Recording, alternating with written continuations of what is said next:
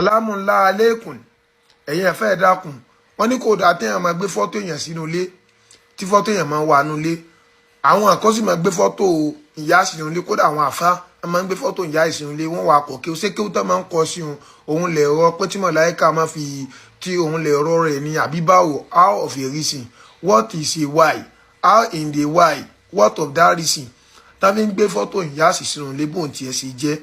bóun ti bàbá ìyá sì jẹ́ táwọn àfáàfin máa ń gbé sólé àwọn àfáà náà sọ pé kò dáa tí ẹ máa gbé ìyá sí fọ́tò èèyàn tí ẹ máa gbé sólé kódà agolo mílò gan kò dáa tó wà nílé gan tó pé yẹn wà lára rẹ̀ out of that is tẹ́ pé àwọn èèyàn máa ń gbé fọ́tò ìyá sí sólé tí wọ́n tó kọ́ kéwú sí gbogbo ara ibi ara rẹ̀ tí ó wà pọ̀ what is in that reason so bẹ́ẹ̀ sì mú ni ṣé ó bẹ́ẹ̀ sì mú tẹ́yàn gbé bàbá ìyá sí síbi inú ilé allegedly ni o allegedly new is a question, my friends. Alhamdulillah. Adúpẹ́ fún Allah subhanahu wa ta'ala. Atọ́rọ̀kẹ́ àti gẹ̀fà Nabi Muhammad sallallahu alaihi wasallam. Ike Allahu azza wa jal. Atọ́rọ̀ ilé jẹ́ tàrẹ kuma bá Nabi Muhammad sallallahu alaihi wasallam. Kuma bá wọn rà lè rẹ̀ kó sí ma bá wọn sahaba rẹ̀. Asibin tó bá tẹ̀lé ojú ọ̀nà wọn pẹ̀lú dáadáa. يوم يوالين الإسلام ورسولنا نبي محمد صلى الله عليه وسلم بكر وعيب السلام عليكم ورحمة الله وبركاته يجي بات منصة يبين دارة الشيف بارك الله فيكم أوني بي أما شام باواتان أمور لوي بيتان صاي لا تبي شلاه يسام ببدا أما شام باواتان كا كم باوشيره كم باولايك كم الله كم فاني كل باشيكني كل باكاري gbogbo alágbọ́n tí arákùnrin tí a plé ọ̀rọ̀ rẹ̀ yìí gbogbo alágbọ́n tí ẹni yìí sọ so àwọn ọmọ ya wọ́n fi ọ̀rọ̀ yìí wọ́n fi ránṣẹ́ sí mi púpọ̀ wallahi lazim so kódà kó tó di pé mo ṣe fídíò yìí nísìn pé àwa níbi 4 AM báyìí so kó tó di pé mo ṣe nísìn so bí èèyàn 5 wọ́n ti sẹ́ndì ẹ̀ sí mi so mo rí pé báyà àwọn èèyàn wọn ní bùkátà sí pé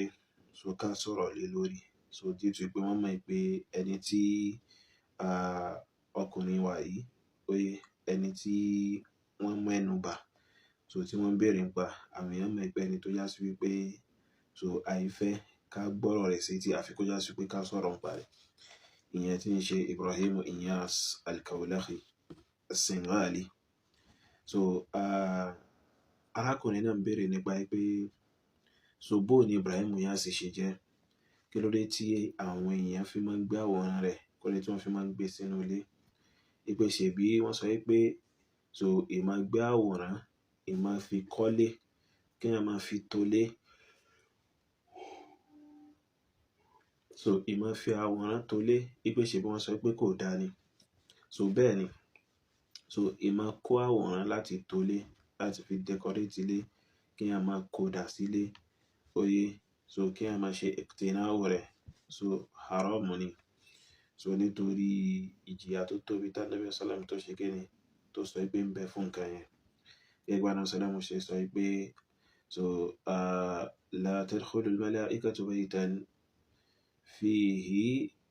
kalb wa suratu tamathil ipe ilé tí ajá àti àwòrán oye tí wọ́n bá wà ìgbà àwọn màláíkà ò ní wọbẹ̀ so àwọn hadith mìíràn dẹ̀ wà yàtọ̀ sáwọn eléyìí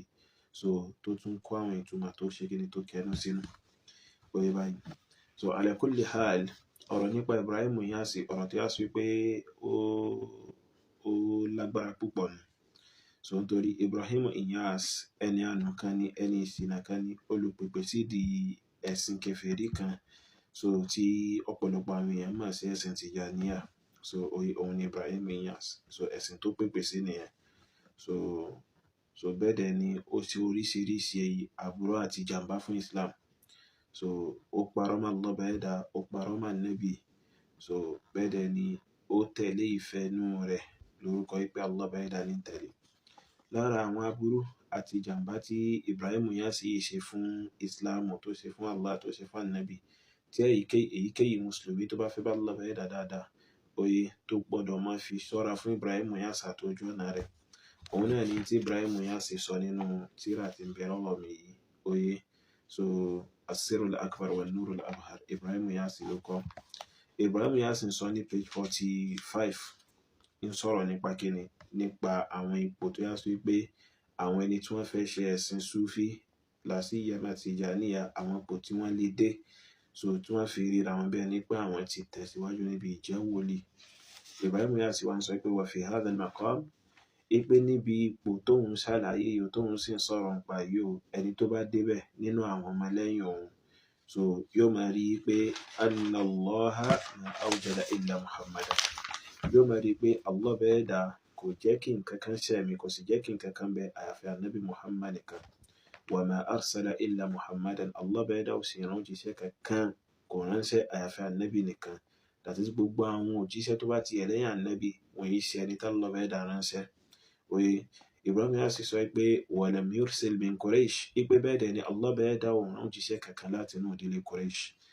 Ibrahim Inyas wá sọ pé wa Muhammadun ma salla qattu wala sama wala hajj, ipe ẹni tó bá débi ipò yìí o nínú àwọn ọmọlẹ́yìn òun tí wọ́n fẹ́ tẹ̀lé ojú ọ̀nà rẹ̀ láti fi ojú ọ̀nà Allah àti tànàbì àti ìlànà àwọn sọ̀hábà lẹ̀, ẹni tó bá débẹ̀ o yóò máa rí i pé Ànábì Muhammad Allah bẹ́ẹ̀ dá tó fi ẹ̀sìn rán, yóò máa rí i pé Ànábì yẹn o ma salla qattu, kò kírun rí rárá àti rárá, wala som, kò gbààwẹ̀ rí, wala hajja, bẹ́ẹ̀ dẹ̀ ni kò ṣe hajj rí, wala jahada, Ànábì sálàmù ò jà, kò sì gbìyànjú sójú ọ̀nà Allah bẹ́ẹ̀ dá rí, wala nakaha, Ànábì sálàmù ò fẹ́yàwó, wala wulida wala walada lahu, so wọn bí Ànábì, bẹ́ẹ̀ dẹ̀ ni wọn sì bímọ fún Ànábì náà, so that is, kò bímọ, ẹnìkan ò sì ṣe kí ni, ẹnìkan ò sì bí. So in tó burú jù nínú gbogbo ohun tí ẹni yìí tó sọ sí bíbá yìí, òun náà ni ìfi ìròyìn wọn bí Ànábì, ẹnìkan ò sì bí, ìfi ìròyìn rẹ̀. So èyíkéyìí aburú tó bá wà nínú tí Ibrahim Inyas sọ yìí, oye yóò máa tẹ̀lé lẹ́yìn lẹ́yìn ni. So Ibrahim Inyas ló wá sọ̀rọ̀ yìí, ipe Ànábì Muhammad Allah bẹ́ẹ̀ dá fi ṣẹ́ran, ipe kò kírun ni. So tẹ́ bá wá rí àwọn ọmọ lẹ́yìn rẹ̀ tí wọ́n gbé àwòrán rẹ̀ sínú ilé, wọ́n fi ń signify pé àníṣe ẹni yìí gangan òun làwọn tẹ̀lé, ẹni yìí gangan òun làwọn mú ní ojú ọ̀nà. So ìgbà táwa fi ń dàgbà bọ̀ wá, oye, ìgbà táwa fi ń dàgbà bọ̀ wá nígbà táwa ń kékèké, so àwa máa ń ròyìn pé bọ́yá Ànábì gangan náà ni Ibrahim Inyas yìí.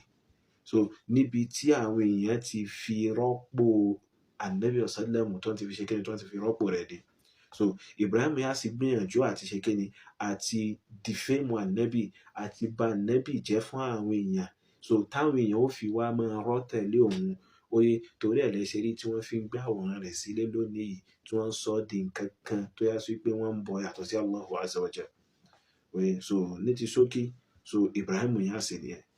ní ti ṣókí, oye, so ní ti ṣókí Ibrahim Inyas nìyẹn. So oye, abẹ́ Allah bẹ́ẹ̀ dá kó mọ́ ṣàfi ọ̀nà mọ́ gbogbo wa. So then nasiha kékeré tí ó wù mí láti ṣe fún arákùnrin wa yìí, òun ni pé so tó bá dijọ́ mi, ẹ gbìyànjú kẹ́ máa wọṣọ,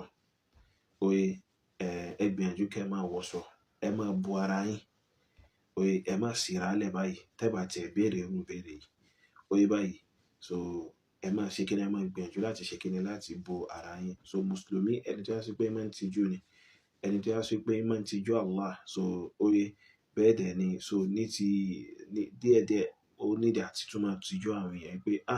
so that is, àwọn mùsùlùmí, ipe tọ̀ kí tiẹ̀ ní àwọn mùsùlùmí ó tẹ̀ sọ tí wọ́n bá tẹ̀ rí ipe òun tẹ̀ síra lẹ̀ àti bẹ́ẹ̀ bẹ́ẹ̀ lọ. Oye, so abẹ́ Allah bẹ́ẹ̀ dá kó mọ́ ṣe dáadáa fún ẹnì kọ̀ọ̀kan wa. Náà, barakallahu fikum. Alhamdulillah, máa nínú ẹ̀sìn wa lórí fundraising tí à ń ṣe kíni, tá à ń béèrè fún láti fẹ́ fi ra ilẹ̀ fún mọ́sálásí àti ilé kéwú, táyé sọ pé ilẹ̀ náà ń lọ fún 14 million naira. Alhamdulillah, lọ́wọ́lọ́wọ́ báyìí Allah bẹ́ẹ̀ dá ní ká ti rí 4,900,000 naira, tó ń túmọ̀ sí wípé in tó kún wájú wa tá bùkátà sí báyìí tó yóò fi pé òun náà ní 9.1 million naira. So àrò yìí Allah bẹ́ẹ̀ dá bá ṣe gbà láyé fún nínú arziki, kí wọ́n ṣàbá wa dá sí. So ní ti torí Allahu azza wa jal, àbí Allah bẹ́ẹ̀ dá kó mọ́ ṣàṣán ẹnì kọ̀ọ̀kan wa ní ẹ̀san lórí. Àkáǹtì wa 0045790267, Unity Bank, Shehu Ahmed Yusuf. Barakallahu fikum.